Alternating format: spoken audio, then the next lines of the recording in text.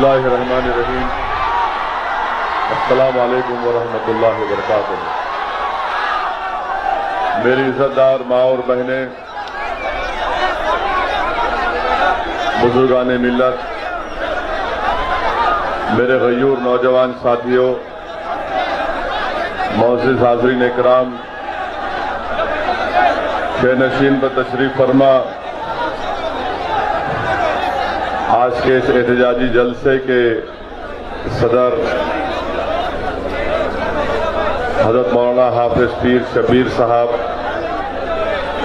सदर जमीयत उलमाए हिंद तेलंगाना व आंध्र प्रदेश, जमीयत उलमा हिंद के कन्वीनर मौलाना हुसैन अहमद मजहरी साहब, फारूक शिबली साहब, मोहतरम जनाब शेख अहमद साहब, शेनशीन व तशरीफ फरमा मुतालिका रुकने पार्लिमान मोहतरम जनाब केसी नैनी नानी साहब,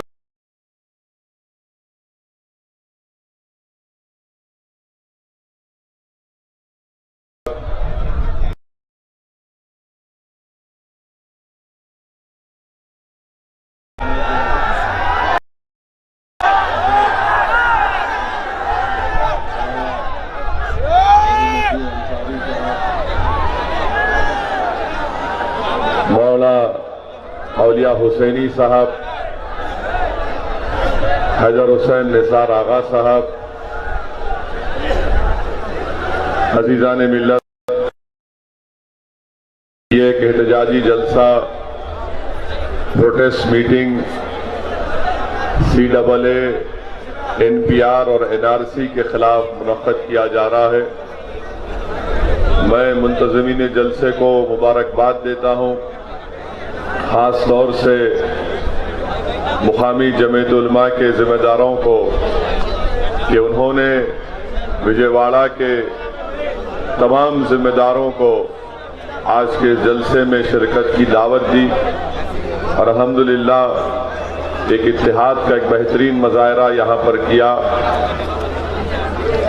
मेरे अजीज दोस्तों और बुजुर्गों, आपने मुझसे पहले मशाइख़ीन उज़्ज़ाम उलमाए किराम के बसीरत अफ़रोज़ खिताबात को सुना, जिसमें ख़ास तौर से हज़रत मौलाना जाफ़र पाशा साहब का बसीरत अफ़रोज़ खिताब भी हमने और आपने सुना। मेरे अजीज़ दोस्तों, आज के जलसे में रियासत आंध्र प्रदेश के मुख्तलिफ मुकामात से उलमाए किराम भी तशरीफ लाए हैं, मैं उनका भी शुक्रिया अदा करता हूँ। अजीज दोस्तों और बुजुर्गों, आप जानते हैं कि CAA कानून क्या है। CAA कानून के खिलाफ तमाम हम जिम्मेदारों ने आपको ये बताया कि भारत के संविधान के कॉन्स्टिट्यूशन के खिलाफ है। ये हमारे मुल्क के कॉन्स्टिट्यूशन की आर्टिकल 14 के खिलाफ है। इसलिए ये भारत के कॉन्स्टिट्यूशन और संविधान के खिलाफ है, क्योंकि हमारे मुल्क की तारीख में, हिस्ट्री में पहली मर्तबा पार्लियामेंट में, हमारे मुल्क की पार्लियामेंट की तारीख में पहली मर्तबा मजहब के नाम पर कोई कानून बनाया गया। पार्लियामेंट की हिस्ट्री में कभी भी रिलीजन के नाम पर कोई लॉ नहीं बना। ये काम बीजेपी और हमारे मौजूदा वजीर आजम नरेंद्र मोदी की हुकूमत ने किया।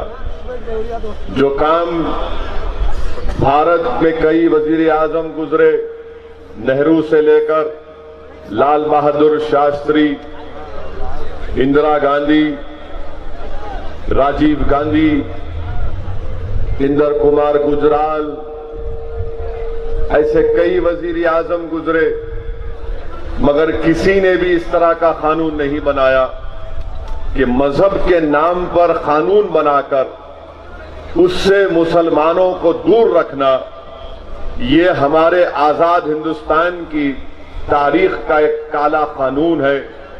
और जो कोई भी भारत इंडिया से मोहब्बत करता है वो उसको CAA इस कानून के खिलाफ एहतजाज करना जरूरी है, प्रोटेस्ट करना जरूरी है। इन तमाम एहतजाज जहां कहीं भी हो रहे उसमें शिरकत करना जरूरी है। ये CAA का कानून मुल्क को बांटने की एक कोशिश कर रहा है। जो काम मोहम्मद अली जिन्ना ने नहीं किया वो काम आज मौजूदा गवर्नमेंट करने जा रही है कि मजहब के नाम पर एक कानून बनाकर को रोशन, ये भारत को तकसीम करने का, ये भारत को कमजोर करने का काम नरेंद्र मोदी की सरकार कर रही है। मैं शुरू में ही आपको बताना चाहूंगा कि CAA कानून से यकीनन ये हुकूमत जो कहती है कि पाकिस्तान, अफगानिस्तान, बांग्लादेश से जो हिंदू आएंगे उनको सिटीजनशिप मिलेगी, हमें कोई इस बात का गम नहीं है कि आप पाकिस्तान, बांग्लादेश, अफगानिस्तान से हिंदू, सिख आते हैं उनको सिटीजनशिप मिलेगी। ना हमको इस बात का गम है कि कोई मुसलमान पाकिस्तान, अफगानिस्तान से, बांग्लादेश से सिटीजनशिप नहीं मिलेगी भारत को। हमको गम और गुस्सा इस बात का है कि मजहब के नाम पर कानून बनाकर मुसलमानों से नाइंसाफी की जा रही है, जो हमारे भारत के कॉन्स्टिट्यूशन की आर्टिकल 14 का ग्रेव वायलेशन है। ये हमारे संविधान का फंडामेंटल राइट्स का वायलेशन है। इसीलिए आज पूरे मुल्क की हर शहर में, हर सिटी में, हर स्टेट में प्रोटेस्ट हो रहा है। और खास तौर से हमारी खवातीन, हमारी माँ और बहनें इस प्रोटेस्ट में सबसे आगे हैं। हम उनको सलाम करते हैं और उनका शुक्रिया अदा करते हैं। दूसरी बात यह कि CAA, Narendra Modi prime minister ये बोलते कि ये सिटीजनशिप देता है, लेता नहीं है। मैं आज के इस जलसे से तेलुगु देशम के प्रेसिडेंट चंद्रबाबू नायडू को भी कहना चाहूंगा कि वो भी जिस तरह आज उनके विजयवाड़ा के MLA बेबाक तरीके से सामने आकर बात कर रहे हैं, मैं चंद्रबाबू नायडू से भी बोलूंगा कि मिस्टर नायडू, मोदी से मत डरिए, खुल के मुखालिफत करिए CAA कानून की। मैं आज के इस जलसे से आंध्र प्रदेश के चीफ मिनिस्टर जनाब जगन मोहन रेड्डी साहब को भी कहना चाहूंगा कि आपको भी चाहिए कि CAA के खिलाफ आपको बोलना जरूरी है। ये मुसलमानों का मसला नहीं है, ये पूरे मुल्क का मसला है, ये भारत के फ्यूचर का मसला है। अगर आज एक कानून बनेगा जो मजहब के नाम पर डिवाइड करेगा तो कल कुछ और कानून बनेगा और इस मुल्क का क्या होगा। प्राइम मिनिस्टर नरेंद्र मोदी ये बोलते हैं, क्या बोलते हैं कि सिटीजनशिप देता है, लेता नहीं है। नरेंद्र मोदी झूठ बोल रहे हैं। Prime minister of India is lying to the whole nation. और उसकी मिसाल क्या है? आसाम में एनआरसी हुआ ना, और आसाम के एनआरसी में 19 लाख लोगों के नाम नहीं आए।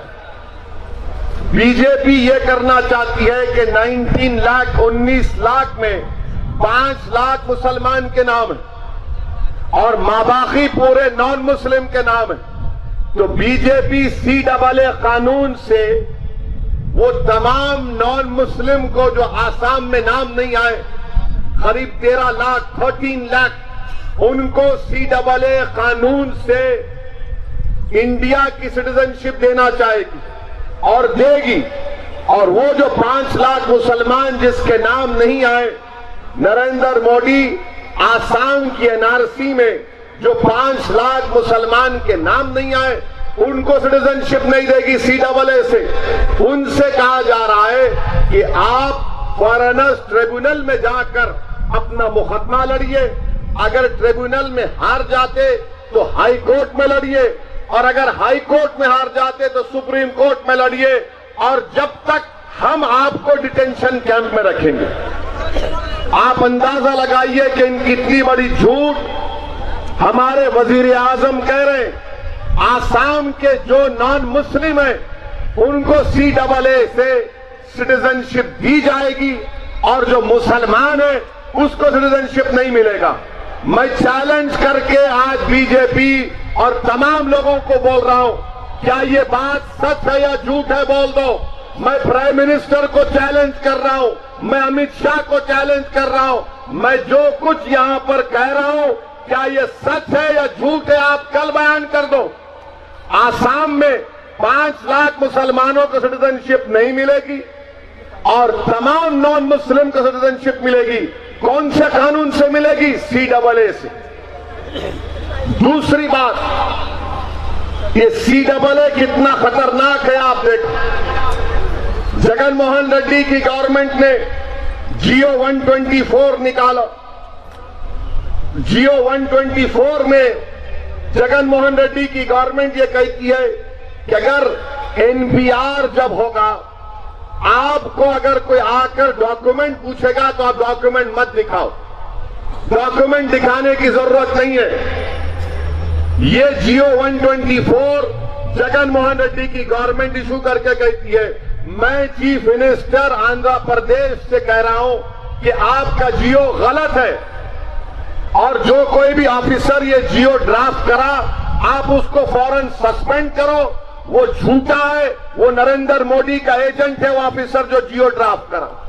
क्यों कह रहा हूं? इसलिए कह रहा हूं कि मिनिस्ट्री ऑफ होम अफेयर्स के वेबसाइट पर जाओ। आप जाना पड़ेगा आपको। वेबसाइट पर जाकर इन्यूमरेटर्स मैन्यूल है, यानी जो लोग NPR करने 1 अप्रैल से आएंगे, रूल का हवाला दे रहा हूं ताकि आपको देखने में आसानी होगी। रूल 2.2.3 इन्यूमरेटर्स मैन्यूल, रूल 2.2.6 उसमें यह कहा जा रहा है कि जब ऑफिसर आएगा तो आपको मैन्युअल में कह रहा है कि वाइड पब्लिसिटी देना। एक ऑफिसर आपके घर को आने वाला है, पब्लिसिटी ये देना कि Aadhaar, voter ID, mobile number, passport number, driving licence, ये तमाम जमा के रखना आप, और जब ऑफिसर आएगा तो उसको दिखाना आप। तो ये गवर्नमेंट ऑफ इंडिया के वेबसाइट में लिखा हुआ है।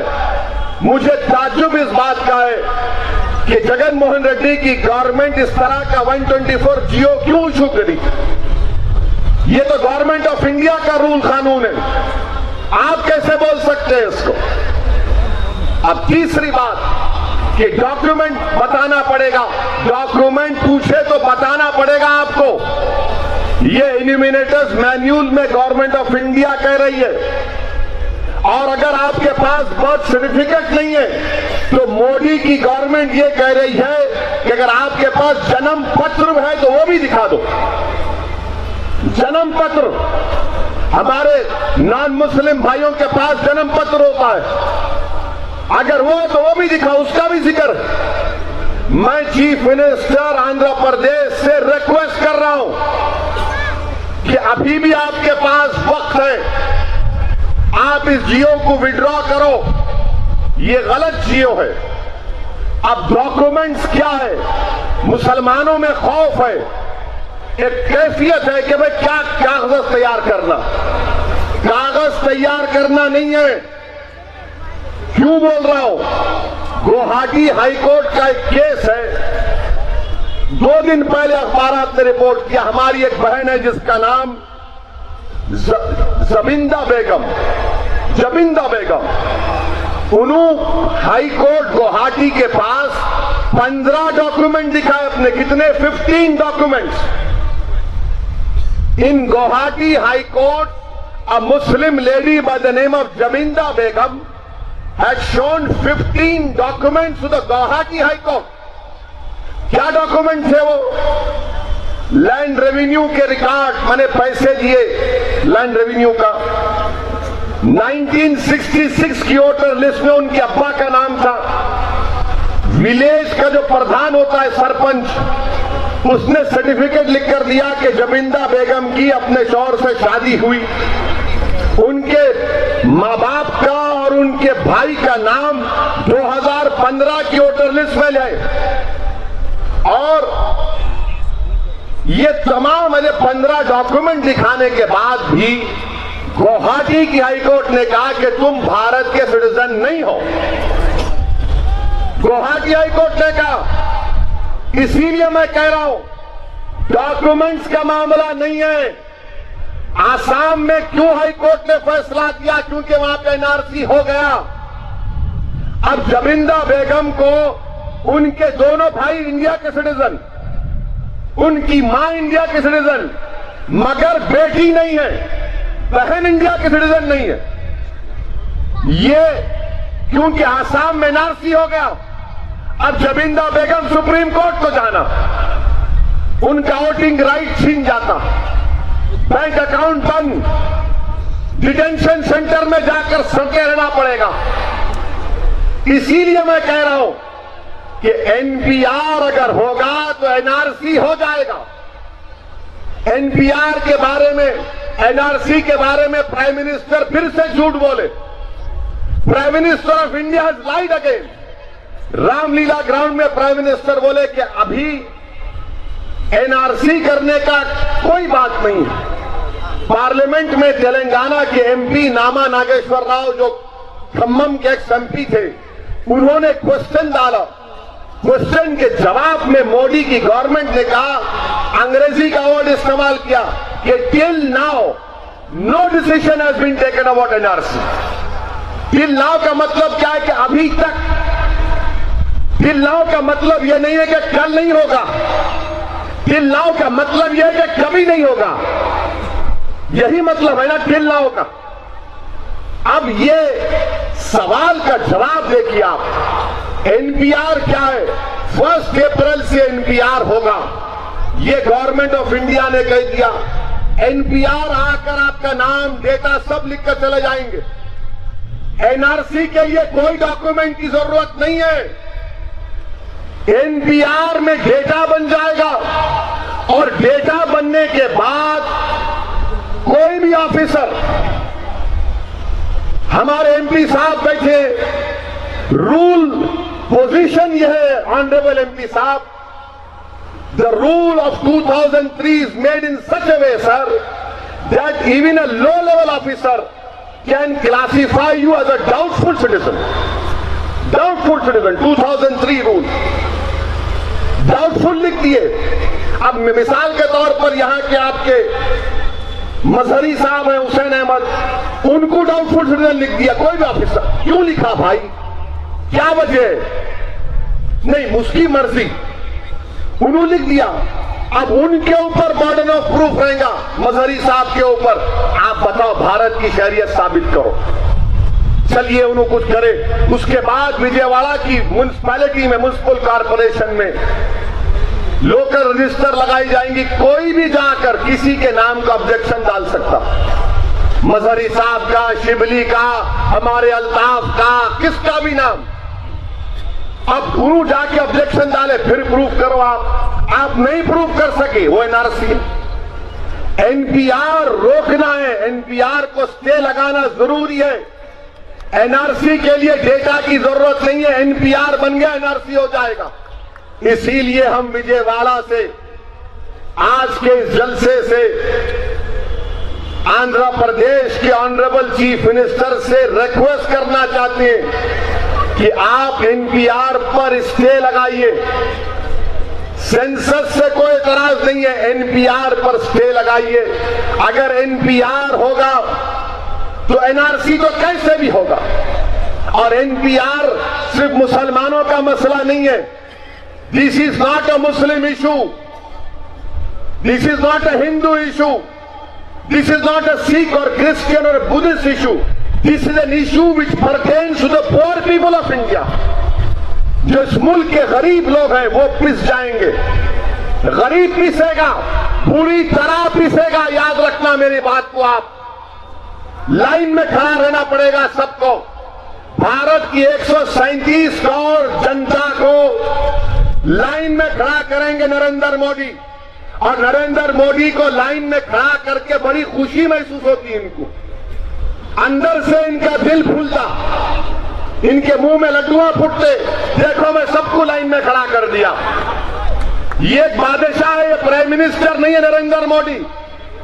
नरेंद्र मोदी अपने आप को प्रधान सेवक बोलते हैं, वो प्रधान सेवक नहीं है, वो दिल्ली के सल्तनत के एक बादशाह हैं जो जमहूरियत पर यकीन कम, डिक्टेटर पर भरोसा करते हैं। इसीलिए मैं आपसे कह रहा हूं, हमको प्रोटेस्ट करना पड़ेगा, एहतजाज करना पड़ेगा, और अगर 2 महीने 3 महीने भी प्रोटेस्ट करना पड़े तो हमको करना पड़ेगा। अगर नहीं करेंगे तो याद रखिए, कल जब हमारे जनाजे उठ जाएंगे, कल जब हमको हमारी मौत यकीनी नजर आएगी हमको, तो उस वक्त ये तृष्णगी हमारे दिल में नहीं रहना चाहिए। अरे काश मैं एहतजाज करता, प्रोटेस्ट करता। यकीनन प्रोटेस्ट पीसफुल होना चाहिए, इससे कोई इनकार नहीं कर सकता, मगर प्रोटेस्ट होना है। हर हफ्ते में कहीं ना कहीं विजयवाड़ा में एक पब्लिक मीटिंग करना चाहिए आप लोगों को। आप लोग करेंगे हफ्ते में एक पब्लिक मीटिंग विजयवाड़ा में, हर हफ्ते में एक पब्लिक मीटिंग, मिनिमम एक पब्लिक मीटिंग यहां पे होना चाहिए। और अगर जरूरत पड़ी तो हम लोग सब मिलकर फैसला करेंगे, जेल भरो आंदोलन शुरू करेंगे, और पूरे मुल्क में सिर्फ 3 लाख लोगों को रख सकते जेल में। आप 3 लाख से ज्यादा नहीं रख सकते। हो सकता है कि विजयवाड़ा के स्टेडियम में आपको रखेंगे, कोई बात नहीं, आप स्टेडियम में रखो या प्रकाशम बैरेज के सामने रखो, हम प्रोटेस्ट करेंगे इंशाअल्लाह ताला। हम जिंदा रहना है तो प्रोटेस्ट करना पड़ेगा। कम से कम जलसा करिए, पब्लिक मीटिंग करिए, अपनी आवाज को दर्ज कराइए, और बार बार अपनी स्टेट गवर्नमेंट को, चीफ मिनिस्टर को, यहां की main opposition Telugu Desam party के प्रेसिडेंट को, इन पर दबाव डालिए कि खुलकर बोलो। आप कब तक शर्मा के बोलेंगे? कब तक शर्माएंगे? चंद्रबाबू नायडू तो अब चीफ मिनिस्टर नहीं है, उनको तो बोलना चाहिए, उनके पास तो पावर भी नहीं है। अब क्या डरना है मोदी से? बोलना चाहिए, ओपनली बोलना चाहिए। और एनपीआर, एनआरसी क्यों गलत है, ये समझने से मैं एक सवाल करना चाहूंगा। कितनों के पास बर्थ सर्टिफिकेट नहीं? हाथ उठाओ। बर्थ सर्टिफिकेट नहीं है? यहां भी उठाओ, शर्मा नो। जिसके पास नहीं है, अच्छा, अब आप सुनो, बर्थ सर्टिफिकेट पूछेंगे आपसे, तो मोदी की गवर्नमेंट को 2015 नेशनल फैमिली हेल्थ सर्वे की रिपोर्ट गई। उस 2015 नेशनल फैमिली हेल्थ सर्वे की रिपोर्ट में यह कहा गया कि इंडिया में, भारत में 28% लोगों के पास बर्थ सर्टिफिकेट नहीं है, जिसमें मुसलमान 40%, दलित 40%, आदिवासी 44%। जितने लोगों ने यहां पर हाथ उठाया वो डेटा सही है। अब आपके पास बर्थ सर्टिफिकेट नहीं है, कल आप जाकर बर्थ सर्टिफिकेट निकालेंगे तो आपको कलेक्टर के पास या ज्वाइंट कलेक्टर के पास आपकी कार्रवाई जाएगी, फाइन भरना पड़ेगा। पूरे हैदराबाद में, हैदराबाद सिटी में पूरे वकीलों की हो रही, वकीलों के पास लोग जा रहे, मेरा बर्थ सर्टिफिकेट बनाओ। ग्रेटर हैदराबाद म्युनिसिपल कॉर्पोरेशन में लोग रिश्वत दे रहे, मेरा बर्थ सर्टिफिकेट बनाओ। तो ये मैं क्या कह रहा हूं कि गरीबों का प्रॉब्लम है, पैसे वालों का प्रॉब्लम नहीं है, दौलतमंदों का प्रॉब्लम नहीं है, ये गरीबों का प्रॉब्लम है। 40% दलित के पास बर्थ सर्टिफिकेट नहीं है, 44% आदिवासियों के पास बर्थ सर्टिफिकेट नहीं है। नरेंद्र मोदी अपनी डिग्री को नहीं दिखाते लोगों के सामने। इंडिया के प्राइम मिनिस्टर का एजुकेशन क्वालिफिकेशन ये है कि उनके पास एमए की एंटायर पॉलिटिकल साइंस की डिग्री है, वो डिग्री नहीं दिखाते, मगर भारत की जनता को कह रहे हैं कि बर्थ सर्टिफिकेट दिखाओ। मैं आपसे इसलिए कह रहा हूं ये गरीबों का मसला है, गरीब पिसा जाएगा इसमें। और नरेंद्र मोदी की सरकार एंटी पोअर है, एंटी मुस्लिम है, एंटी दलित है, एंटी आदिवासी है, ये गरीबों के खिलाफ है। ये एनपीआर भारत के गरीबों के खिलाफ है। और क्यों एनपीआर कर रहे हैं आप? क्या डेटा निकलेगा उसमें? कुछ भी नहीं निकलेगा। एनआरसी करने के लिए एनपीआर हो रहा है। और यकीनन मैं तेलंगाना के चीफ मिनिस्टर से भी मुतालबा करता हूं कि आपका वेलकम करते हैं कि उन्होंने कहा कि हम असेंबली में तेलंगाना की कैबिनेट ने CAA के खिलाफ रेजोल्यूशन पास किया। हम इस बात को डिमांड करते हैं, मुतालबा करते हैं, रिक्वेस्ट करते हैं कि तेलंगाना में एनपीआर पर स्टे लगना चाहिए, जिस तरह केरला की गवर्नमेंट ने स्टे लगाया। एनपीआर रुकेगा तो एनआरसी नहीं होगा, अगर एनपीआर होगा तो याद रखिए एनआरसी होगा। हम आंध्रा के चीफ मिनिस्टर को समझना चाहिए, समझना चाहिए ये गरीबों का मसला है। एनपीआर पर आप स्टे लगाओ। और नरेंद्र मोदी की हुकूमत हर महाज पर नाकाम, कोई काम नहीं कर सकते। बार बार आप देखो जामे मिलिया दिल्ली की यूनिवर्सिटी, लाइब्रेरी में घुस के पुलिस मारती है बच्चों को, लाइब्रेरी के अंदर, और फिर सीसीटीवी कैमरा को तोड़ती है मार के। और फिर ये बीजेपी प्रो जो मीडिया है वो आके बोलते नहीं बच्चों के हाथ में पत्थर था, मुंह को बन रहे थे। अरे जब टीयर गैस फेंके जा रहे थे तो क्या करेंगे? मुंह को नहीं बनेंगे कुछ। एक बच्चे के हाथ में दिखाए पत्थर है, पत्थर नहीं है, वो उसका बटुआ है, वो दिखा दिए। यूनिवर्सिटी में घुस के मारे एक मुसलमान बच्चा LLM के सेकेंड ईयर का, जिसका नाम मिनाजुद्दीन है, उसको दिल्ली पुलिस ने इतना मारा कि उसकी एक आंख गायब हो गई, एक आंख अंधा हो गया उन्हें। बिहार का गरीब बच्चा, कौन पूछेगा उसको? जेएनयू में घुस के बच्चों को मारे। अलीगढ़ मुस्लिम यूनिवर्सिटी में टीयर गैस एक यूनिवर्सिटी के बच्चे के हाथ पे गिरा तो उसका हाथ काटना पड़ा। उत्तर प्रदेश में 20 दिसंबर को 28 दिसंबर को प्रोटेस्ट हुआ, उसमें वायलेंस हुआ, तशद्दुद हुआ, हम उसकी मजम्मत किए, मगर उत्तर प्रदेश के चीफ मिनिस्टर ने कहा इसका बदला लेंगे। और उसके बाद 24 मुसलमानों को गोली मारकर हलाक कर दिया गया। 24 Muslims were shot dead by the Uttar Pradesh police. उसमें 24 में 21 या 22 तो 25-26 साल के बच्चे थे, नौजवान बच्चे। आप बताइए, एक बच्चा बिजनौर में अपने 7 महीने के बच्चे के लिए दूध लेने के लिए गया तो उसकी लेफ्ट आई में पुलिस की गोली लगी, उन्हें वहीं ढेर हो गया, मर गया। एक बच्चा आईएएस की तैयारी कर रहा है, पुलिस अरेस्ट करके लेके जाती और दूसरे मोहल्ले में उसकी लाश मिलती है और उसके जिस्म पर 3 गोलियां सीने में और पीठ में। ये क्या जुल्म हो रहा है? नरेंद्र मोदी इसके बारे में बात नहीं करते। जस्टिस सुदर्शन रेड्डी, उस वक्त आंध्र प्रदेश हाई कोर्ट के जज, बाद में सुप्रीम कोर्ट के जज होकर रिटायर हुए, वो Uttar Pradesh fact finding committee लेकर गए। जस्टिस सुदर्शन रेड्डी ये अल्फाज कह रहे कि उत्तर प्रदेश के मुसलमानों के साथ टारगेटिंग हुआ है, डिस्क्रिमिनेशन हुआ है। जस्टिस सुदर्शन रेड्डी के सामने एक बच्चा आकर 14 साल का 14 इयर्स का बच्चा आकर अपना शर्ट दिखाता है और कहता है कि शर्ट पर जो खून के धब्बे नजर आ रहे, मुझे पुलिस स्टेशन में पुलिस ने गरम गरम रॉड मेरे पीठ पर लगाए, उससे खून निकला। ये जुल्म हो रहा है।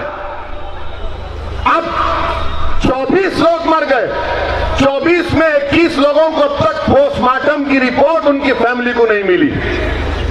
ये उत्तर प्रदेश के चीफ मिनिस्टर गोली की बात करते हैं, कॉन्स्टिट्यूशन पर ओथ लेते हैं और बदले की बात करते हैं। दिल्ली का इलेक्शन हो रहा है, दिल्ली के इलेक्शन में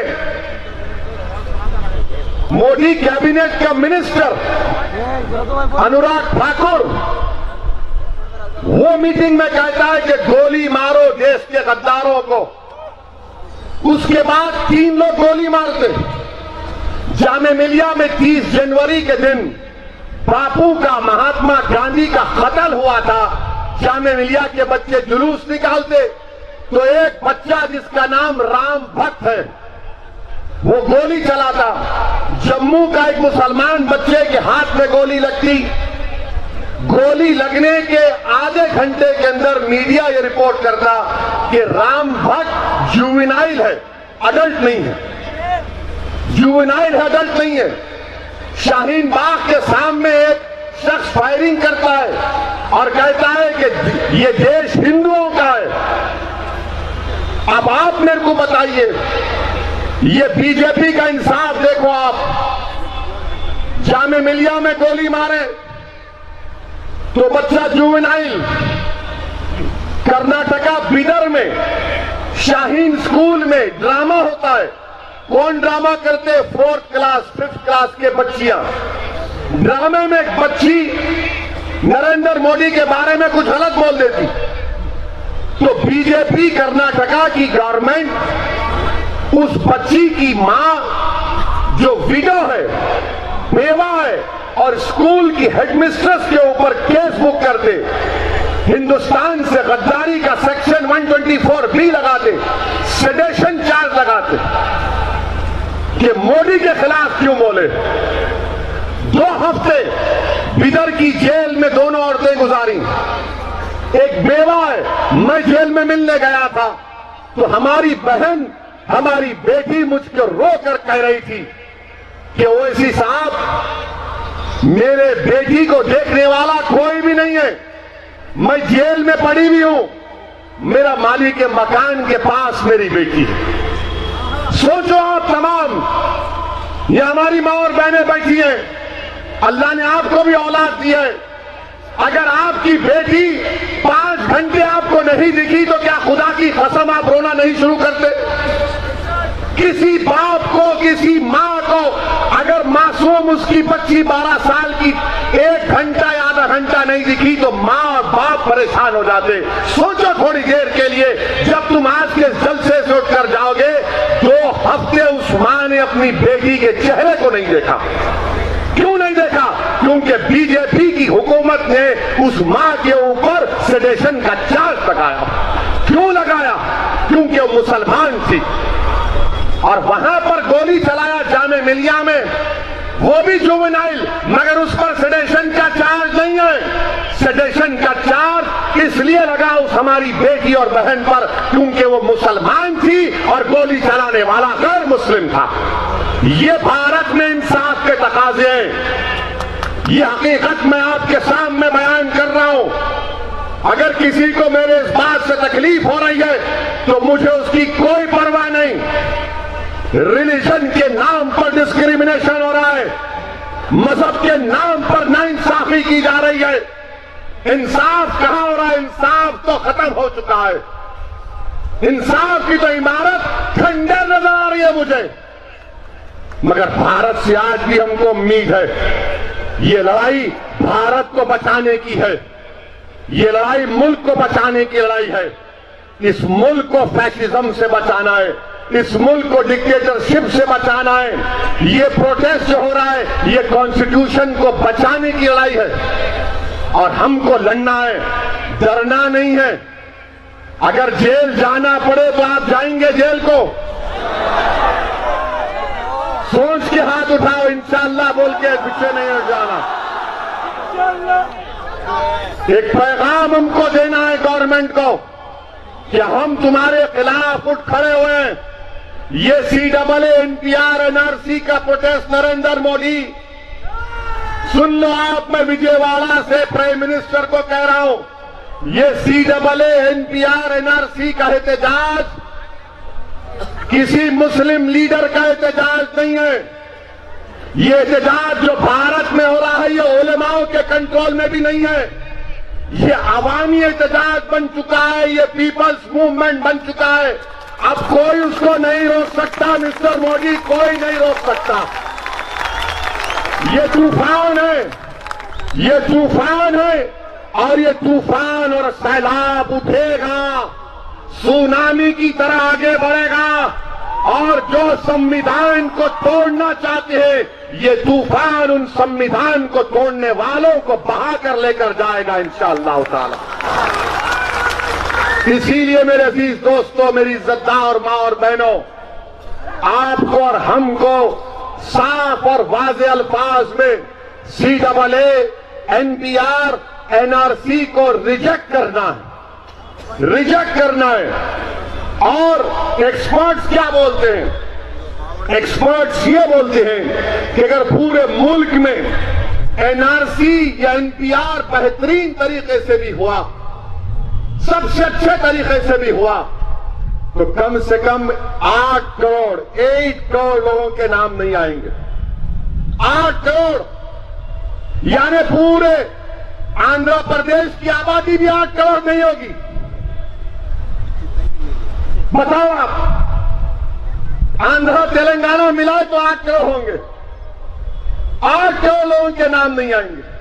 क्या करेंगे वो लोग? और लोग बोलते मुसलमान क्यों एहतजाज कर रहा है? अरे मुसलमान इसलिए एहतजाज कर रहा है कि कल अगर मेरा नाम नहीं आया और चंद्रबाबू नायडू का नाम नहीं आया तो चंद्रबाबू नायडू को भी तकलीफ होगी, मगर अल्टीमेटली चंद्रबाबू नायडू को CAA में सिटीजनशिप मिल जाएंगी, असदुद्दीन ओवैसी को नहीं मिलेगी। क्योंकि मैं मुसलमान हूं, वो हिंदू है। ये CAA का कानून है। ये रियलिटी बयान कर रहा हूं, हंसने के लिए नहीं कह रहा हूं। उनको भी तकलीफ उठाना पड़ेगा, मगर मुझे तकलीफ क्या उठाना पड़ेगा कि मुझे बांग्लादेशी बोल दिया जाएगा, मुझे पाकिस्तानी बोल दिया जाएगा और मेरा कोई नहीं होगा। आसाम में ऐसा ही हो रहा है। 5 लाख मुसलमान आज परेशान हैं। आज हम आराम से बैठकर ये जलसा सुन रहे हैं, मगर अपने दिलों पर जोर डालो। अगर अल्लाह ने आपको अपने सीनों में धड़कता हुआ दिल दिया है, अगर तुम्हारे दिलों सीनों में इंसानियत जिंदा है, तो सोचो वो 5 लाख आसाम के मुसलमानों के बारे में, उनका क्या दिन के दिल पर गुजर रही होगी। वो देख रहे हैं कि वो हिंदू है, उसको सिटीजनशिप मिलेगी, मैं मुसलमान हूं, मुझे नहीं मिलेगी। सोचो आप क्या पैगाम नरेंद्र मोदी की गवर्नमेंट दे रही है। मेरे अजीज दोस्तों और बुजुर्गों, इस मुल्क को जब हमने आजाद करवाया था तो हमने ये नहीं देखा था कि कौन हिंदू है, कौन मुसलमान है, कौन ईसाई है, कौन सिख है, कौन बौद्ध मजहब का है। सन 57 की जंग आजादी शुरू हुई, यही उलमाए किराम ने जिहाद का फतवा दिया था। यही उलमाए किराम ने अंग्रेजों के खिलाफ जिहाद का फतवा दिया था। और मौर्रख लिखता है, उन उलमाए किराम, उन गय्यूर उलमाओं ने अपने फतवे की सियाही सूखने से पहले अपनी जान को कुर्बान कर दिया, अपनी जान को कुर्बान कर दिया। काला पानी की सजा अल्लामा फजल खैराबादी को उठाना पड़ा। रेशमी रुमाल की तहरीक और माल्टा की जेल की तकालीफ और मुसीबतों का सामना हमारे उलमाओं को करना पड़ा। जब कहां थी RSS, जब कहां थी बीजेपी, मोदी, जनसंघ, कोई नहीं थे। सही कहा अमीर जमात इस्लामी ने कि जब अंग्रेजों के खिलाफ लड़ाई लड़ी जा रही थी तो जेल में बैठे एक शख्स ने माफीनामा लिख कर दिया था। एक नहीं, चार लव लेटर लिखे थे, चार अंग्रेजों को लिखा था, your lordship, your excellency, please forgive me. और हमारे उलमा क्या कर रहे थे, भगत सिंह क्या कर रहे थे, ये लोग कह रहे थे कि अशफाकुल्लाह खान क्या कर रहे थे, कह रहे थे कि अगर जान जाती है तो जाएगी, मगर हम जालिमों के आगे अपने सर को नहीं झुकाएंगे, इस सरजमीन से भारत से अंग्रेजों को निकालेंगे। आप बताइए, मुल्क आजाद हुआ तो दिल्ली की जामा मस्जिद की सीढ़ियों पर मौलाना अबुल कलाम आजाद ने खड़े होकर तकरीर करके मुसलमानों से कहा था, सुनो वजीर आजम मोदी, मौलाना अबुल कलाम आजाद ने मुसलमानों से मुखातिब होकर कहा था कि तुम हिजरत के मुकद्दस नाम पर फरार की जिंदगी मत गुजारो। अगर तुम भागने के लिए तैयार नहीं हो तो कोई तुमको भगा नहीं सकता। और आज आप हमको मजहब के नाम पर, आप मजहब के नाम पर कानून बनाकर हमको भारत की शरीयत से महरूम करना चाहते हैं। ये इनकी साजिश है। और ये कहां से साजिश पैदा होती है? आरएसएस का एक चीफ जिसका नाम गोलवालकर है, गोलवालकर ने 1930s में लिख दिया था कि भारत में मुसलमान को रहना है तो विदाउट सिटीजनशिप रहना पड़ेगा। और नरेंद्र मोदी गोलवालकर को अपना गुरु मानते हैं और ये शागिर्द, ये चेला अपने गुरु के उस नापाक ख्वाब को पूरा करने की कोशिश कर रहा है। मेरे अजीज दोस्तों और बुजुर्गों, ये लड़ाई भारत को बचाने की है। मैं हमारे हिंदू भाइयों से भी कह रहा हूं, मैं हमारे गरीब लोगों से कह रहा हूं, ये आपकी लड़ाई भी है। शाहीन बाग में सिर्फ मुस्लिम औरतें नहीं बैठना है, बल्कि हर जगह पर जहां पर दलितों की बस्ती है, जहां पर हमारे हिंदू भाइयों की बस्ती है, वहां पर भी शाहीन बाग बनना चाहिए। हम आएंगे आपके शाहीन बाग में बैठने के लिए, बनाइए आप। ये सिर्फ मेरी लड़ाई नहीं है, मैं लड़ रहा हूं तो यकीनन अपने मुल्क की बचाने की लड़ाई लड़ रहा हूं। मेरे अजीज दोस्तों और बुजुर्गों, लड़ाई को जारी रखिए, हिम्मत और हौसले को बुलंद रखिए। जालिम जुल्म करेगा, सुबह कयामत तक बातिल से मुकाबला होता रहेगा। जब तक दुनिया बाकी रहेगी, मेरी मां और बहनें, हक और बातिल की लड़ाई होती रहेगी। अब आपको और हमको फैसला करना है कि हम हक का साथ देंगे या बातिल का साथ देंगे। बातिल ताकतें बीजेपी और आरएसएस हैं, हक का साथ देने वाले वो लोग हैं जो संविधान को बचाना चाहते हैं। इस मुल्क को मजहब के नाम पर जो लोग बांटना चाहते हैं, उनको रोकने की लड़ाई हम लड़ रहे हैं। और आज आप देख लिए कि शाहीन बाग में एक बहुत बड़ी कामयाबी मिली, जिसका मीडिया रिपोर्ट नहीं कर रहा है। सुप्रीम कोर्ट ने कहा, 3 लोगों की कमेटी बनाकर कहा कि जाकर उन शाहीन बाग की हमारी मां और बहनों से बात करो। नरेंद्र मोदी, ये काम तो आपको करना चाहिए था, ये काम तो आपको करना चाहिए था। आज मैं एक फोटो देखा कि नरेंद्र मोदी ने, एक रिक्शे वाले ने वो अपनी बेटी की शादी में रुखा भिजाया, तो नरेंद्र मोदी ने उसको अपने घर को मिलाकर तस्वीर ली। अच्छा किया। क्या वजीर आजम, क्या आप शाहीन बाग की उन 8-10 ज़ईफ औरतों को अपने घर को नहीं बुला सकते और बुलाकर उनसे कहते कि बताओ मेरी मां, तुम्हारी तकलीफ क्या है?